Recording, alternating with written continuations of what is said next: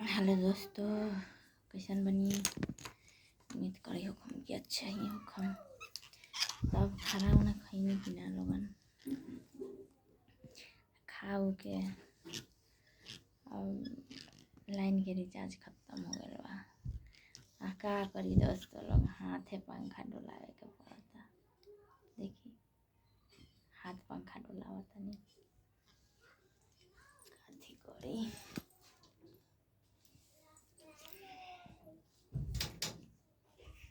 लोगन के रिचार्ज वाला अथी खत्म हो गइल। मोदिया दोगरावता है क्या अथी कर देना स्मार्ट मीटर से। बहुत लोग के परेशानी होता, दिक्कत होता है स्मार्ट मीटर से। का करी, हाथ के पंखा हाथ के हवा खाता नहीं ना।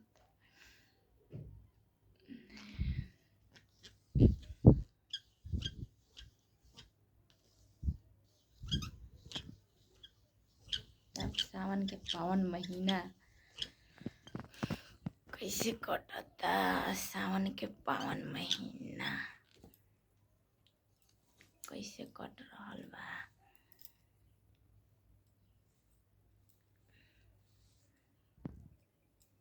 बताई लोगन, सावन में तो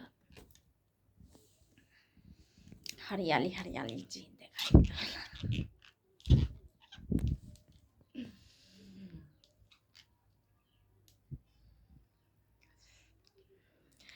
तो कहला का कि मुंड बन गइल बा तो जइबे करम, बाबा पर जलावा चढ़ाइबे करम। मामा बोलावता रे, सपना में आवता रे। का घड़ी के तेज जानी करत महतार हो। रोड में कमरियन के भीड़ लगल बा, कमे चलावा तेज पिया ड्राइवर हो। पिया ड्राइवर हो, धकर धकर करता करेज। पिया ड्राइवर हो, रोड में कमरियन के भीड़ लगल बा, कमे चलावा तेज पिया ड्राइवर हो। पिया ड्राइवर हो, धकर धकर करता करेज। पिया ड्राइवर हो, धकर धकर करता करेज। का दोस्तों,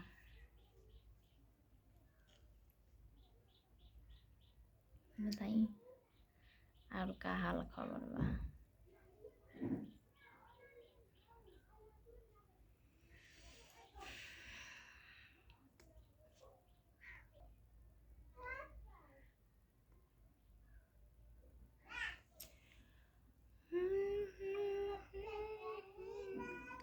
ए जी सावन में चली बाबा धाम चले के।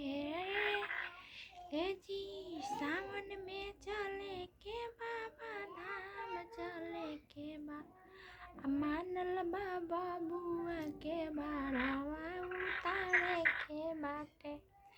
मानल बाटे बबुआ के बारावा उतारे के बाटे।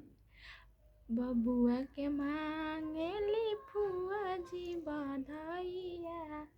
अनाकवा में के मांगलिन, कानावा में के मांगलिन।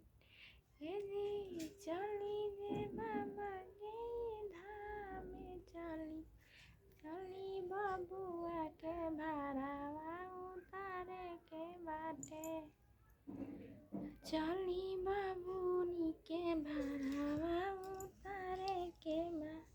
छागल मांगेली, पायल मांगेली। छागल मांगेली, पायल मांगेली। ए जे ताहर बहिनिया ललचिया बारिया। ए जे ताहर गरमे के हमर हाल तोरा गाजी हमार मांगली गरमे के तोरा गाजी हमार मांगली